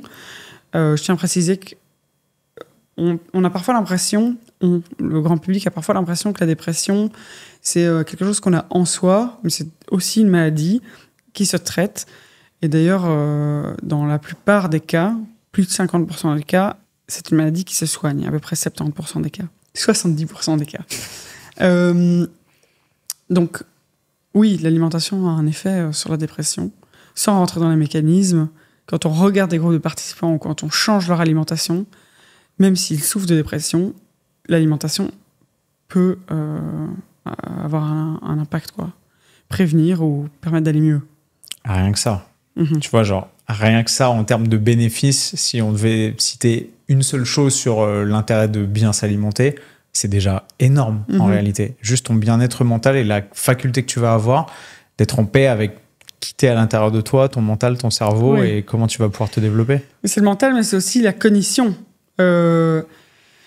Oui, c'est pas juste tes états d'âme, c'est pas juste ton humeur. Voilà, c'est une étude, j'ai l'impression d'être un perroquet qui répète tout le temps la même chose, parce qu'en pleine promo de livre, je répète des études que j'ai choisies parce qu'elles sont frappantes. Il y a une étude qui a été refaite 2 fois, qui a été faite sur des jeunes étudiants à l'université, qui étaient en bonne santé et qui mangeaient bien. Ils ont été divisés en 2 groupes. Un groupe qui a commencé à consommer juste un petit déjeuner plus sucré. Il n'y a que le petit déjeuner qui a été modifié. Un petit déjeuner plus sucré, plus riche en sucre ajouté. Et l'autre groupe a consommé un petit déjeuner qui était plus riche en protéines et en bons gras. L'autre, c'était plus des mauvais gras.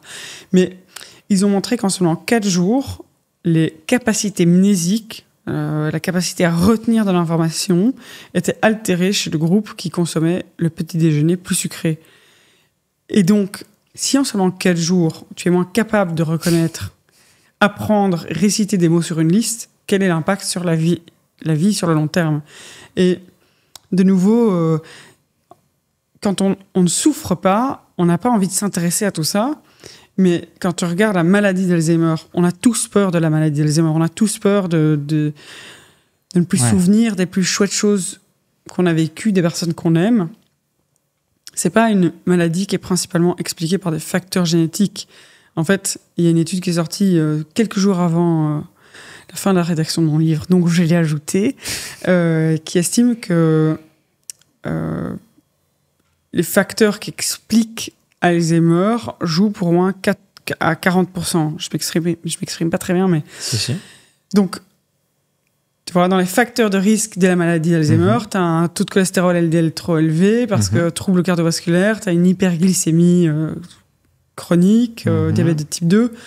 Donc ça, c'est des choses qu'on peut prévenir et qui sont fortement expliquées par l'alimentation. Donc oui, être heureux aujourd'hui, être heureux demain, se souvenir... le contenu de notre assiette peut permettre d'améliorer tout ça. Belle réponse. C'est beau. Comment bien gérer sa consommation de caféine? Et là, j'ai un gros biais personnel parce que dans ton livre, je me suis délecté du passage sur la caféine parce que dans le fitness, j'en ai pas fait partie, mais il y a beaucoup de gens qui abusent de la caféine. Sous forme de pré-workout, sous forme de boissons énergisantes, sous forme de tout un tas de trucs. Et moi, j'ai beaucoup d'amis qui ont fait littéralement des malaises à cause de la caféine. Tu vois, genre, t'es un mardi matin en train de faire tes courses et tu sais pas pourquoi, tu tombes et tu te réveilles, tu vois le plafond et les gens qui disent « Ça va, monsieur, vous allez bien ?» On a appelé les pompiers, bougez pas. Tu dis « Oula, qu'est-ce qui se passe ?» Et en fait, 2-3 semaines après, tu déconstruis le truc et tu te rends compte que t'étais à 600 mg de caféine par jour parce que t'as banalisé ça sur des semaines et des mois et que t'en as trop consommé sans t'en rendre compte, en fait. Alors, normalement, il ne faut pas dépasser 400 mg de caféine consommée par jour. Pour faire extrêmement simple, ce serait 4 cafés longs.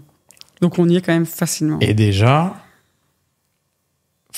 pour une bonne part de la population, 400 mg par jour, tous les jours.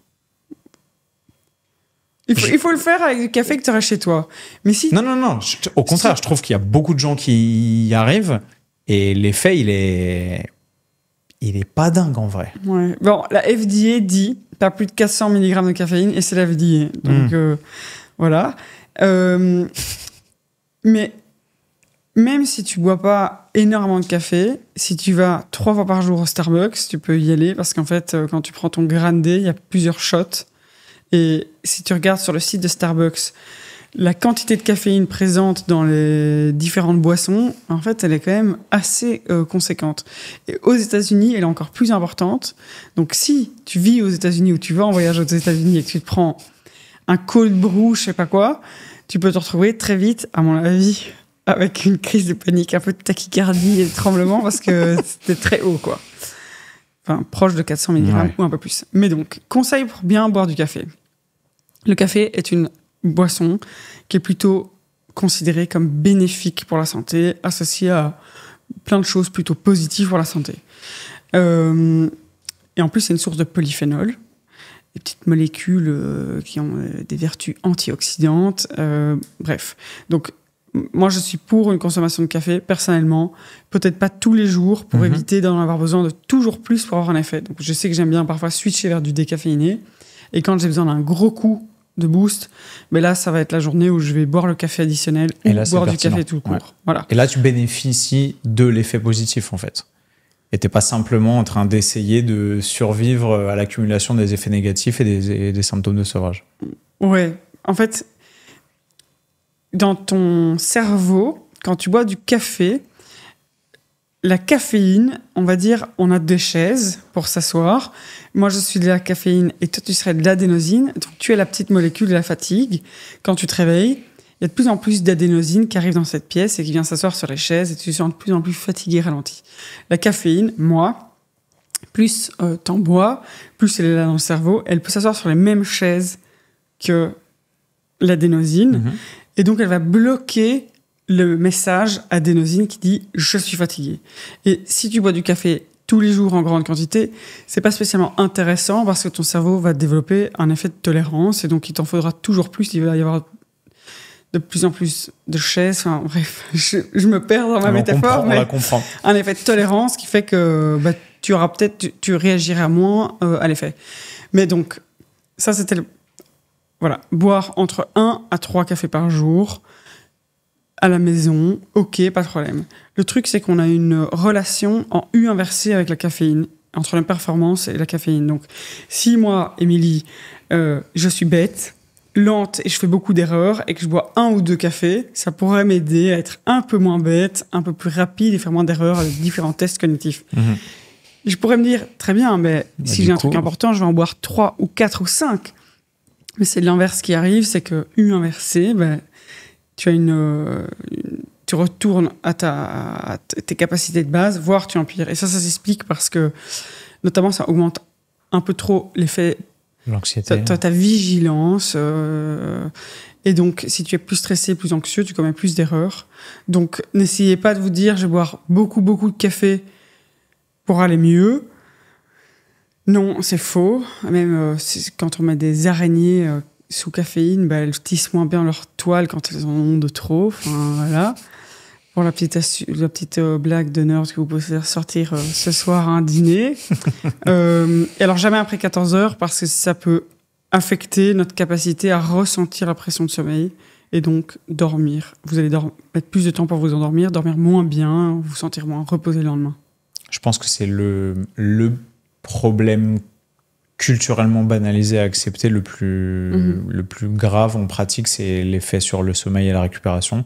Et les gens qui disent « Ah non, mais moi, je peux boire un café et m'endormir sans aucun problème », généralement, c'est pas signe d'une très bonne consommation et habitude de consommation vis-à-vis de la caféine. Et je crois que les gens sous-estiment aussi le fait que même si tu peux t'endormir après avoir consommé de la caféine, comme par exemple dans le cas des caféine nappes, t'en parles dans le livre, c'est pas pour autant que ça va pas nuire à l'architecture de ton sommeil et à son potentiel récupérateur, réparateur, etc. Donc, ouais. Pendant tout un temps, pendant 1 an, je faisais de la recherche sur le sommeil et donc j'invitais des gens à faire des siestes devant moi dans un laboratoire. C'était vraiment spécial comme moment de ma vie parce que c'est très bizarre d'inviter des gens à dormir devant toi avec plein d'électrodes plantées sur leur tête et de les regarder en plus parce que je regardais leur Leurs paupières. Leurs résultats de polysomnographie d'électrons, c'est les ondes, quoi, pour faire simple. Et je codais en même temps sur MATLAB et les gens dormaient juste derrière. Donc c'était vraiment hyper bizarre. Mais vraiment, je leur demandais 2 choses. Ne pas boire d'alcool le lendemain. Ne pas fumer de joint dans les 3 mois qui précèdent. Et s'il vous plaît, pas de caféine avant la sieste, quoi. Et souvent, quand il y avait un truc qui n'allait pas, pas toujours, mais il y avait une de ces 3 conditions qui n'avait pas été respectée.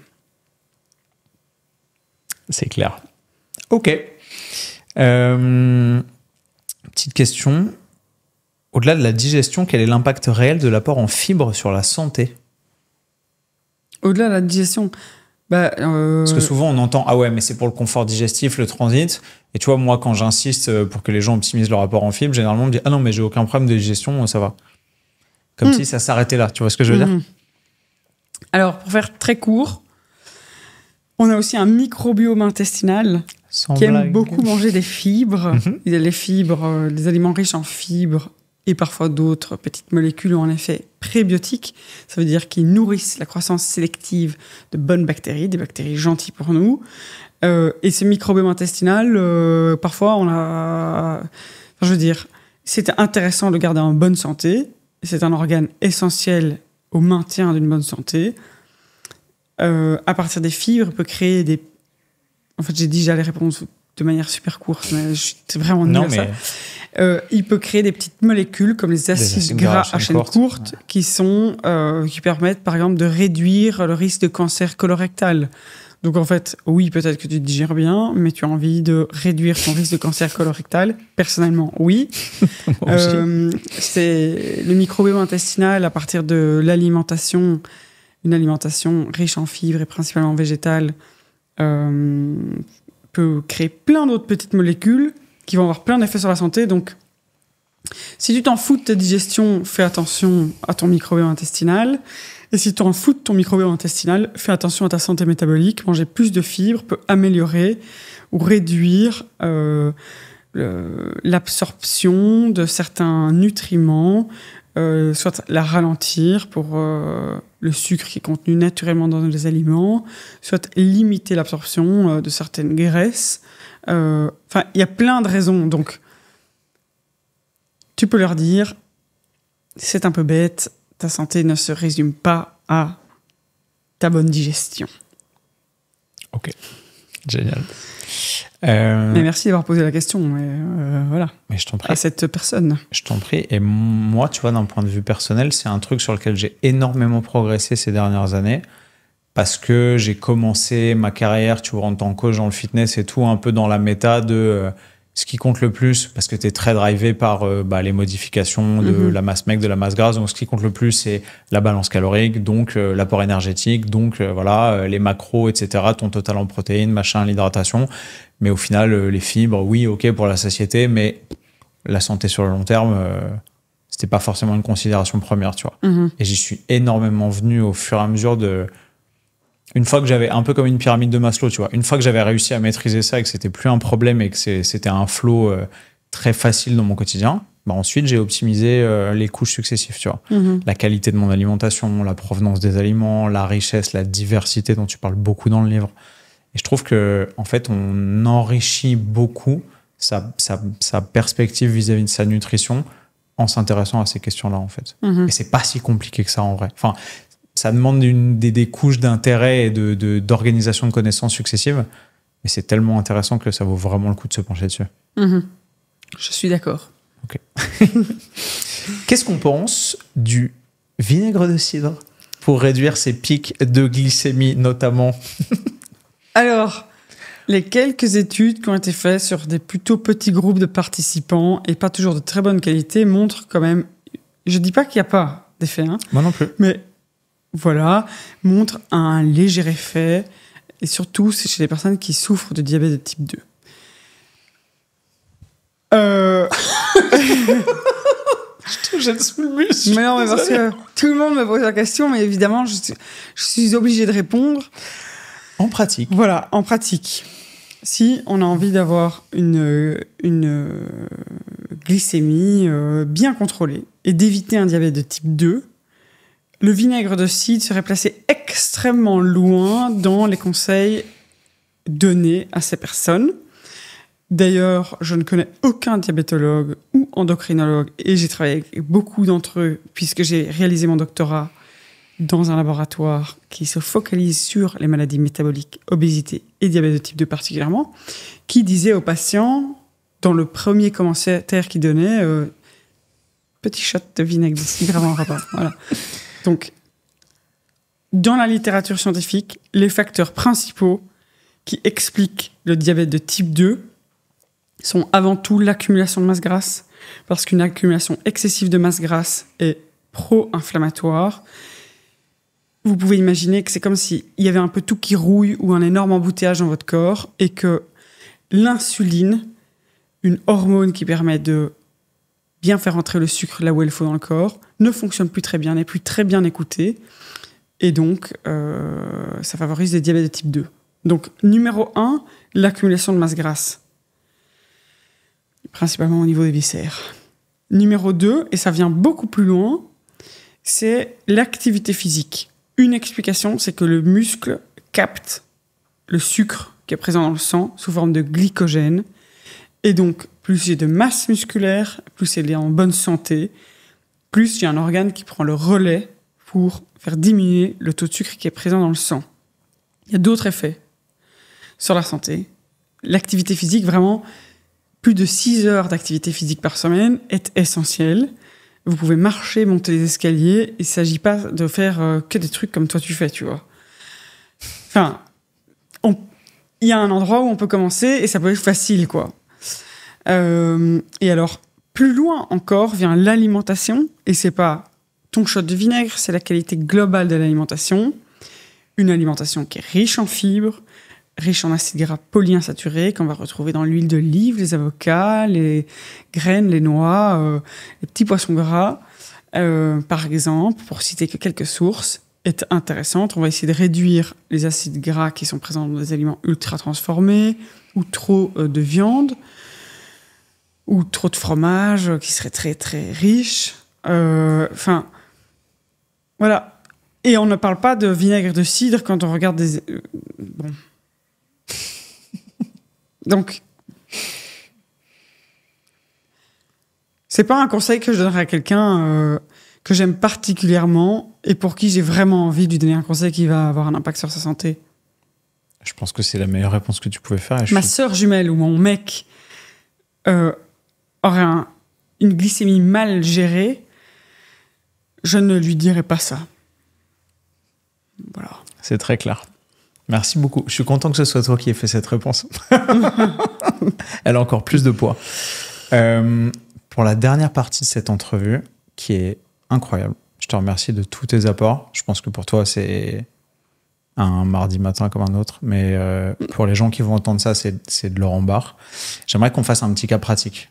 J'ai salué la qualité de ton récent livre, qui est incroyable et que je vous invite fortement à aller vous procurer si vous voulez apprendre un truc intéressant aujourd'hui, parce que vous allez apprendre énormément de trucs intéressants dans ce livre.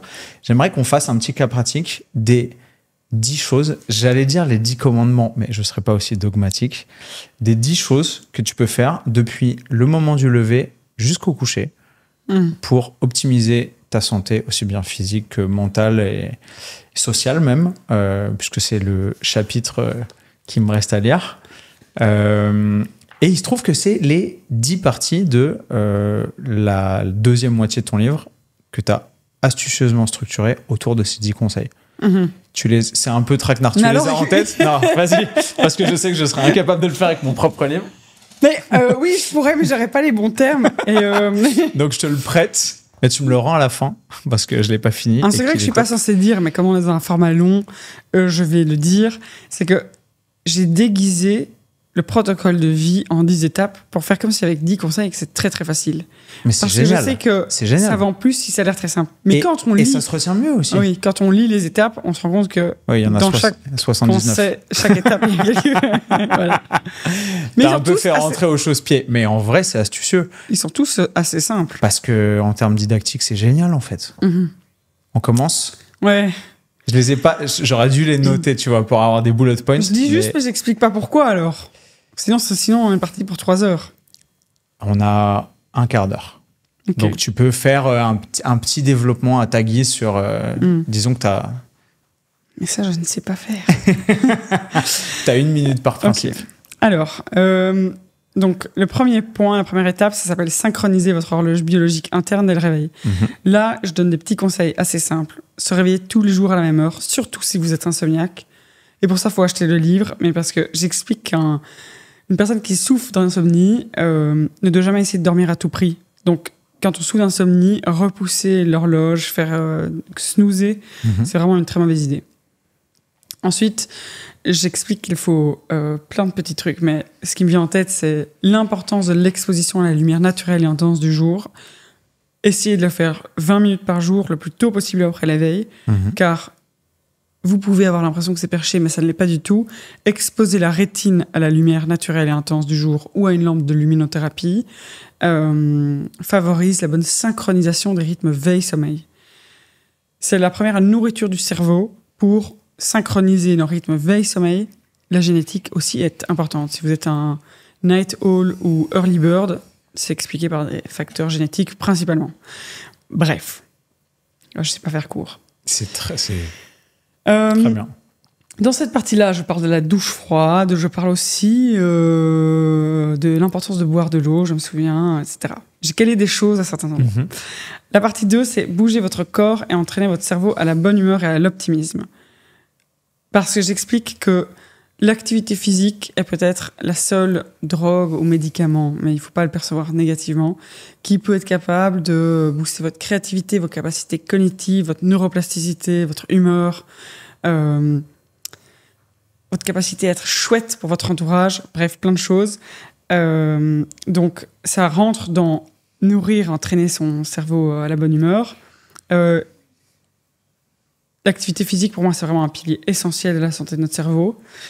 Et alors, pour entraîner son cerveau à l'optimisme, le cerveau n'est pas un muscle, mais je propose un type d'activité physique du cerveau parce qu'on a une tendance naturelle à prêter beaucoup d'attention aux événements à connotation négative, qu'on mémorise très bien d'ailleurs pour promouvoir notre survie. Ici, je propose plein de petits exercices pour nourrir sa capacité à percevoir le monde différemment ou raconter sa vie différemment. Contrairement à toi, moi je ne sais pas citer des gens et tout, je me souviens pas des noms, mais il y avait un psychologue ou un philosophe, tu vois, quelqu'un qui a dit, non, c'était vraiment à l'université, j'avais lu son livre, mais je me souviens plus qui c'est, qui avait dit que la manière dont on raconte sa vie, c'est la manière dont on la vit, quoi, on l'aperçoit. Donc, si tous les matins je me réveille et je me pose 3 questions positives, comme quelles sont les 3 raisons pour lesquelles je suis fière de moi, quelles sont les 3 manières dont je vais changer le monde aujourd'hui, essayer de faire de ce monde un monde meilleur, et quelles sont les 3 personnes, le soir, je pourrais répondre à cette question, que j'ai vues aujourd'hui, qui m'ont rendue heureuse, ou les 3 choses qui m'ont émerveillée aujourd'hui, je vais forcer mon cerveau à penser différemment. Et ça peut réellement avoir un impact sur notre bien-être, notre capacité à percevoir les choses. Donc, voilà. Le point 3, optimiser votre prise de café ou de thé. On en a parlé. Ça, c'est quand même un point important parce que la plupart des gens boivent du thé ou du café. Donc, c'était vraiment un point chouette. Pour la petite histoire, c'est le premier chapitre que j'ai écrit. Je voulais savoir qu'est-ce que je pouvais écrire en une semaine de plus scientifique, cool, etc. J'ai écrit, je pense, 30 pages sur ce sujet, comment t'es résumé en un petit point. Et je pense que mon éditrice, quand elle a reçu ce chapitre, elle a dû se dire « Oula !» Elle a bu trop de café. Prenez votre premier repas après avoir jeûné au minimum 12 heures. Ça, c'est un point qui est mis à cet endroit-là, mais je tiens à préciser, avant d'entrer dans le détail, qu'il vaut mieux favoriser une fourchette d'alimentation plutôt tôt que tard. Donc, importance de ne pas manger dans les 2 à 3 heures qui précèdent l'endormissement. Ça, c'est idéal. Donc, on essaye de jeûner au minimum 12 heures, si possible 14 heures. Si on est un adulte et qu'on a besoin de perdre un peu de gras, c'est quelque chose d'assez intéressant pour la santé métabolique. Composer un premier repas riche en protéines, fibres et bons gras, ça, vraiment le petit déjeuner ou le premier repas de la journée, J'ai essayé de caler plein de conseils de nutrition dedans. Et il y a une grosse partie sur l'apport en protéines au premier repas de la journée, parce qu'un petit déjeuner qui va être plus riche en protéines permet d'avoir un meilleur contrôle de son appétit. Et les études le montrent, si ton petit déjeuner est plus protéiné, tu as moins faim pendant toute la journée, ton cerveau est moins excité. Si on te met dans un IRM et qu'on regarde ce qui se passe quand on lui montre des photos d'aliments ultra transformés, tu racontes que tu as moins faim quand on te fait passer des échelles. Et tu manges aussi un peu moins. Donc ça, c'est vraiment intéressant. Rien que le petit déjeuner peut influencer ce que vous allez grignoter en fin de journée. Aussi, le petit déjeuner qui est plus protéiné nourrit le sentiment d'énergie, les capacités cognitives, le sentiment de motivation. Donc ça, c'est vraiment important. Je parle aussi de fibres et de bons gras, mais il faut lire le livre, je vais dire. Voilà. Ensuite, le point 6, c'était au déjeuner.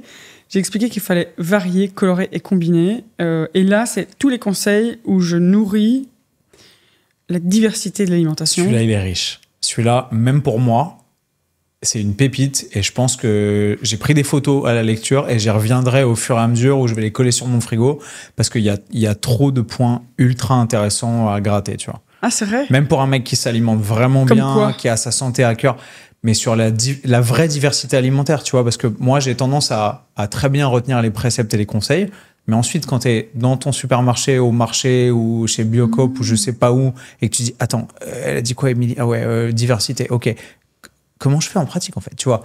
Eat the Rainbow, les couleurs, les différentes proportions de polyphénol, etc., et d'antioxydants dans tous les différents types de couleurs, de légumes, de végétaux et tout, bah, c'est super riche et c'est très accessible, je trouve, pour quelqu'un qui serait perdu en mode, ouais, ok, mais en pratique, je cuisine quoi? Les exemples que tu donnes, ils sont incroyables, je trouve. Ouais, c'est cool. Parce que je pensais que c'était le chapitre où... Mais en fait, c'est parce que peut-être je donne plein de petits conseils d'aliments, genre... ouais, c'est très pratique, en fait, je trouve. Comment batch cooker, comment faire tremper ces trucs. Ouais. Avec des petits QR codes aussi, surprise, vous verrez, mais avec des petites recettes. Ouais. Je te fais rire si je te dis que je suis allé acheter un pain avec une farine plus de 110, avec des graines et tout machin, juste avant de venir. D'ailleurs, quand tu vas dans une boulangerie, et moi, c'est quelque chose que je fais assez souvent dans une boulangerie, dans un café, un truc à emporter, et que la personne commence à me regarder, genre... Quelle chieuse parisienne, cette connasse. C'est que t'es en train de faire les choses comme il faut. Pourquoi est-ce qu'elle me demande ça et ça et ça? Alors, je dis tout de suite, excusez-moi, mais en fait, je suis diabétique. C'est pas du tout pour me faire passer pour quelqu'un. Mais là, ça calme le jugement social. Au Starbucks. Je vais pas souvent chez Starbucks, mais disons que je vais monter dans un train et j'ai envie de me prendre un café et j'ai pas ma machine à café sur moi et qu'on me foute la paix si quelqu'un a envie de me juger parce que j'étais chez Starbucks. Et j'ai envie de mettre un petit peu de lait végétal dedans. Je sais que leur lait végétal est probablement très riche en sucre. Même si je dis, est-ce qu'il y a du sucre dans votre lait végétal? Ils vont me dire non. Donc parfois, ça m'arrive. Ça m'est arrivé une fois. De dire, est-ce que je peux regarder toutes les briques et choisir mon lait végétal moi-même? J'avais une petite idée, mais mon idée a été confirmée.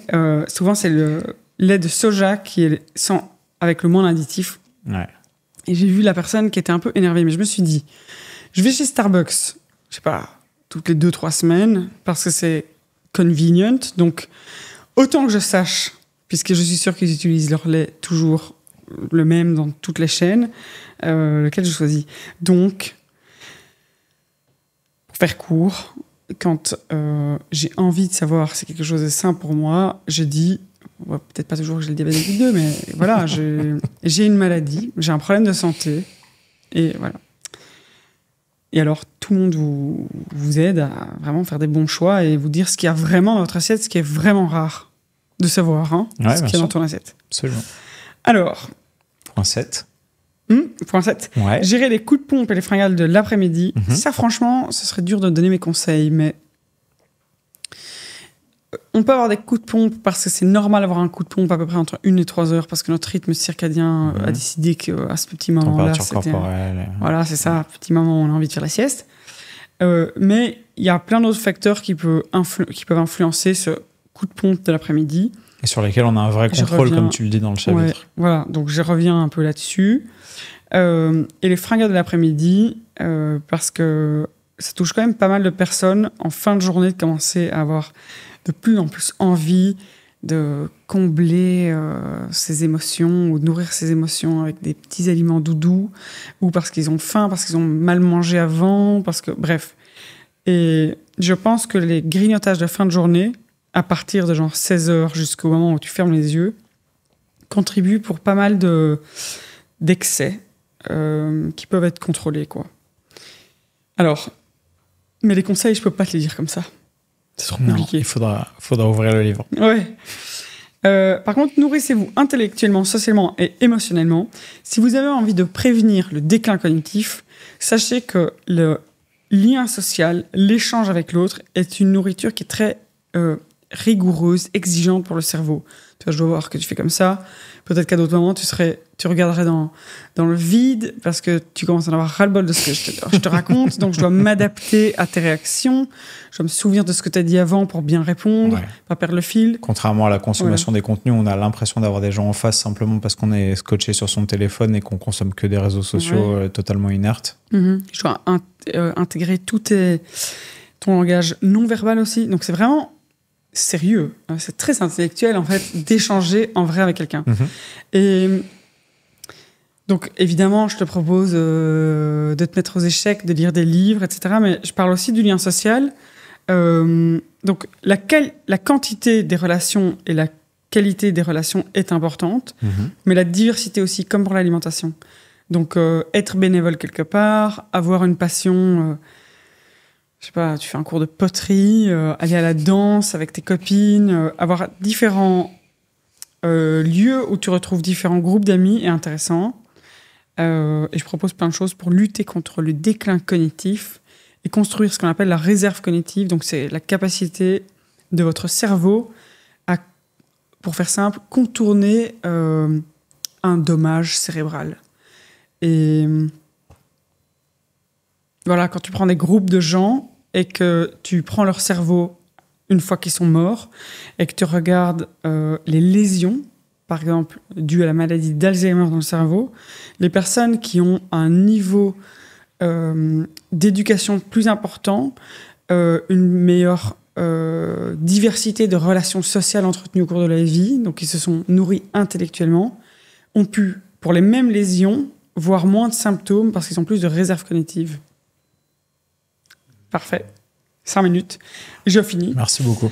Et puis, pour le dîner, je donne plein de conseils. Et en fait, au petit déjeuner et au dîner, je donne des conseils pour faire varier l'apport de protéines, pour favoriser la synthèse de certains neurotransmetteurs qui vont permettre de mieux contrôler son appétit, avoir plus d'énergie ou, à l'inverse, favoriser le sommeil. De nouveau, il faut lire le livre. Et alors, il faut aussi lire le livre pour optimiser votre routine du soir et contrôler votre stress. Parce que sinon, je te tiens jusqu'à minuit, en fait. Voilà.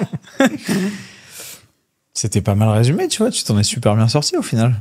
Mais bon, ça a dit 20 fois, lisez le livre. Tant mieux, ça... C'est le but. Il est accessible partout, hein. Voilà. Félicitations pour cette belle parution.